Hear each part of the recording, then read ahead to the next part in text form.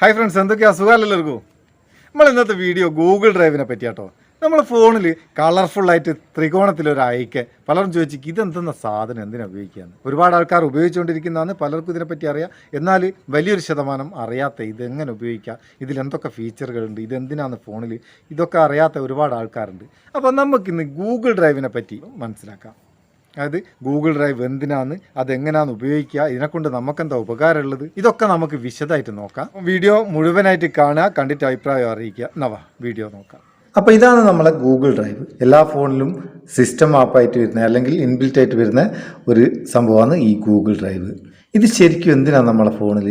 ഇതിൻ്റെ പ്രധാനപ്പെട്ട ഉപയോഗം എന്ന് പറയുന്നത് നമ്മളെ ബാക്കപ്പുകൾ, അതായത് നമ്മളെ ഫോൺ ബാക്കപ്പ് ആയാലും അതുപോലെ മെസ്സേജ് ബാക്കപ്പ് ആയാലും ഒക്കെ ഇതിലാണ് സൂക്ഷിക്കുക. ഇപ്പോൾ നിങ്ങൾ ഉദാഹരണത്തിന് വാട്സപ്പ് ബാക്കപ്പ് ചെയ്യുന്നില്ലേ, അത് നമ്മളെ ഗൂഗിൾ ഡ്രൈവിലാണ് ബാക്കപ്പ് സൂക്ഷിക്കുക. അതുപോലെ ഫോണിലെ ആപ്ലിക്കേഷൻസൊക്കെ ബാക്കപ്പ് ചെയ്യുന്നു ഇതിലേക്ക് തന്നെ. പിന്നെ രണ്ടാമത്തെ ഉപയോഗം നമ്മളെ ഫോട്ടോസ്, വീഡിയോസ്, അങ്ങനെ ഡോക്യുമെൻറ്റ്സ്, അങ്ങനത്തെ കാര്യങ്ങളൊക്കെ നമുക്ക് സുരക്ഷിതമായിട്ട് വെക്കാനുള്ള ഒരു സംഭവം കൂടിയാണ് ഈ ഗൂഗിൾ ഡ്രൈവ്. ഇതിൽ നമുക്ക് ഗൂഗിൾ തരുന്നത് 15 GB ആണ്. 15 GB ഇവിടെ കാണുന്നുണ്ടോ? 15 GB ആണ് നമുക്ക് തരുന്നത് ഫ്രീ ആയിട്ട്. ഇത് കഴിഞ്ഞാൽ നമുക്കതിലും കൂടുതൽ വേണമെങ്കിൽ അത് പർച്ചേസ് ചെയ്യാനുള്ള ഓപ്ഷനുണ്ട്. ഒരു മാസത്തേക്ക് ഇത്ര അല്ലെങ്കിൽ ഒരു വർഷത്തേക്ക് ഇത്ര എന്നുള്ള ഒരു എമൗണ്ട് പേ ചെയ്തിട്ട് നമുക്കിതിൽ കൂടുതൽ സ്റ്റോറേജ് വാങ്ങുകയും ചെയ്യാം. അങ്ങനെ നമ്മളെ പ്രധാനപ്പെട്ട ഡോക്യുമെൻറ്റ്സ് ഒക്കെ നമുക്ക് ഇതിൽ സൂക്ഷിച്ച് വെക്കാം. ഇനി ഇത് തുറന്നു കഴിഞ്ഞാൽ ഇതിൻ്റെ മേലെ ഒരു 3 ലൈന്, ഒരു സെർച്ച് ഡ്രൈവ്, പിന്നെ ഒരു പ്രൊഫൈൽ ഐക്കൺ. ഈ പ്രൊഫൈൽ ഐക്കൺ എന്ന് പറയുന്നത് നമ്മളിത് ഓപ്പൺ ചെയ്ത് കഴിഞ്ഞാൽ നമ്മളെ ഫോണിലുള്ള ഗൂഗിൾ അക്കൗണ്ട് ഇതായിട്ട് സിങ്ക് ആവും. നമ്മളെ ഫോണിൽ ഒന്നിലധികം അക്കൗണ്ടുകളുണ്ട്, ഗൂഗിൾ അക്കൗണ്ടുകൾ ഉണ്ടെങ്കിൽ ഈ പ്രൊഫൈൽ ഐക്കണിൽ ക്ലിക്ക് ചെയ്തിട്ട് നമുക്ക് വേണ്ടിയ അക്കൗണ്ട് സെലക്ട് ചെയ്യുകയും ചെയ്യാം. പിന്നെയുള്ളത് സെർച്ച്. ഈ സെർച്ച് ഡ്രൈവ് എന്നുള്ളതിൽ ക്ലിക്ക് ചെയ്ത് കഴിഞ്ഞാൽ ഇവിടെ കുറേ ടാബ് നിങ്ങൾക്ക് കാണാം. Document, PDF, photos and image, personalisation, അങ്ങനെ കുറേ സംഭവങ്ങളുണ്ട്. നമ്മളിപ്പോൾ ഫോട്ടോസ് ആൻഡ് ഇമേജ് എന്നുള്ളിടത്തിലാണ് ക്ലിക്ക് ചെയ്യുന്നതെന്നുണ്ടെങ്കിൽ ഇതിലുള്ള ഫോട്ടോസ് മാത്രം നമുക്ക് വിസിബിൾ ആവും. അല്ലെങ്കിൽ PDF എന്നുള്ളിടത്തിലാണ് ക്ലിക്ക് ചെയ്യുന്നുണ്ടെങ്കിൽ PDF മാത്രം വിസിബിൾ ആവും. ഇങ്ങനെ നമുക്ക് ആവശ്യമുള്ള കാര്യങ്ങൾ പെട്ടെന്ന് ആക്സസ് ചെയ്യാനുള്ള ഒരു ഓപ്ഷനാണ് ഈ സെർച്ചിൻ്റെ താഴെ വരുന്ന ഈ ടാബുകൾ. പിന്നെ ഈ 3 ലൈന് ക്ലിക്ക് ചെയ്താൽ ഇവിടെ റീസെൻറ്റ് എന്നുള്ളിടത്ത് ക്ലിക്ക് ചെയ്താൽ അതിൻ്റെ ഉപയോഗം എന്താ വെച്ചാൽ നമ്മളിപ്പോൾ ഒരു കൊല്ലം മുന്നേ ഓപ്പൺ ചെയ്ത ഒരു ഫോട്ടോ ഉണ്ടാവും, ഒരു ഡോക്യുമെൻറ്റോ എന്തെങ്കിലും ഒരു ഫയൽ ഇതിലുണ്ടാവും. അത് ഈ റീസെൻറ്റ് എന്നുള്ളിടത്ത് ക്ലിക്ക് ചെയ്താൽ നമുക്ക് പെട്ടെന്ന് അത് കണ്ടെത്താനാവും.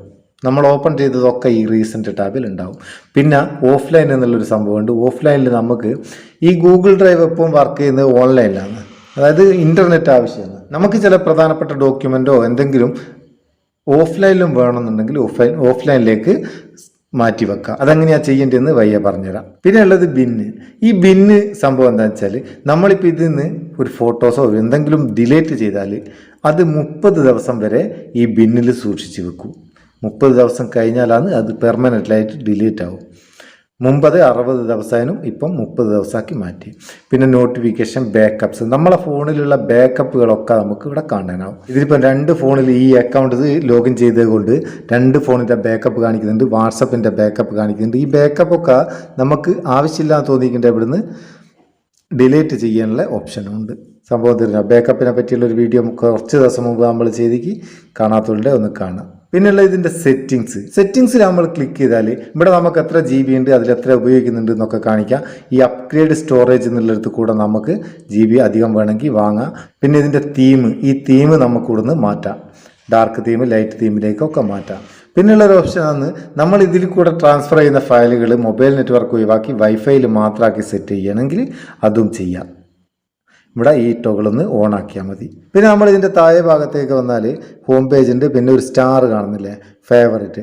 നമ്മളെ പ്രധാനപ്പെട്ട കാര്യങ്ങളൊക്കെ ഈ ഫേവറേറ്റിലേക്ക് സ്റ്റാർ ചെയ്ത് വെച്ച് കഴിഞ്ഞാൽ നമുക്ക് എളുപ്പം അത് എടുക്കാനാവും, തിരഞ്ഞു പിടിച്ചെടുക്കാണ്ട്. ചിലപ്പോൾ ഒരുപാട് ഫയലുകളൊക്കെ നമ്മൾ അപ്ലോഡ് ചെയ്തിട്ടുണ്ടെങ്കിൽ അങ്ങനെ പെട്ടെന്ന് എടുക്കാനാവും. പിന്നെ ലാസ്റ്റ് കാണുന്നത് ഫയൽസ്. നമുക്ക് ഓരോ ഫോൾഡറായിട്ട് ഇവിടെ ഓരോന്നും കണ്ടെത്താനാവും. പിന്നെ നിങ്ങൾക്ക് ഗൂഗിളിൻ്റെ ആ കളറിൽ ഒരു പ്ലസ് ഐക്കൺ ഇവിടെ കാണാം. ഈ പ്ലസ് ഐക്കൺ ക്ലിക്ക് ചെയ്താൽ നമുക്ക് ഇവിടുന്ന് പുതിയൊരു ഫോൾഡർ ക്രിയേറ്റ് ചെയ്യണത് ചെയ്യാം. പിന്നെ അപ്ലോഡ് ക്ലിക്ക് ചെയ്തിട്ട് നമ്മളെ ഫോണിലുള്ള എന്ത് ഫയലും ഇതിലേക്ക് നമുക്ക് അപ്ലോഡ് ചെയ്യാം. പിന്നെ സ്കാൻ എന്നുള്ള ഒരു 3ാമത്തെ ടാബ്. ഈ ടാബ് ക്ലിക്ക് ചെയ്തിട്ട് നമുക്ക് നമ്മളെ ഡോക്യുമെൻ്റൊക്കെ വളരെ ക്ലിയർ ആയിട്ട് കറക്റ്റായിട്ട് സ്കാൻ ചെയ്ത് സൂക്ഷിക്കാനാവും. നമ്മളെന്ത് ഡോക്യുമെൻറ്റും. ഇപ്പോൾ നമ്മൾ ഒരു തേർഡ് പാർട്ടി സ്കാനിങ് ആപ്ലിക്കേഷനൊക്കെ ഉപയോഗിക്കുന്നതിന് പകരമായിട്ട് ഫോണിൽ തന്നെയുള്ള ഈ സ്കാനിങ് ഓപ്ഷൻ നമുക്ക് ഉപയോഗിക്കാം. അതിൻ്റേതായിട്ടുള്ളൊരു വീഡിയോ നമ്മൾ കുറച്ച് മുമ്പ് ചെയ്തിക്ക് കാണാത്തതുണ്ടെങ്കിൽ ചാനലിൽ സെർച്ച് ചെയ്തിട്ട് ഒന്ന് കാണാം. Google Docs, Google Sheet, Google Slide, അങ്ങനെ കുറേ സംഭവങ്ങളുണ്ട്.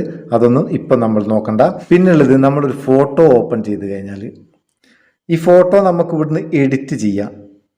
ഇവിടെ ഈ പെന്നൈക്കൺ ക്ലിക്ക് ചെയ്താൽ ഇവിടെ നമുക്ക് ഇതിൻ്റെ എഫക്റ്റുകൾ മാറ്റി അതുപോലെ ക്രോപ്പ് ചെയ്യുക, ഒരുപാട് രീതിയിൽ നമുക്ക് എഡിറ്റ് ചെയ്യാം. നമ്മളെ ഗൂഗിൾ ഫോട്ടോസ് എങ്ങനെയാണോ ഫോട്ടോസ് എഡിറ്റ് ചെയ്യുന്നത് അതുപോലെ തന്നെ നമുക്ക് ഇവിടുന്ന് എഡിറ്റ് ചെയ്യാം.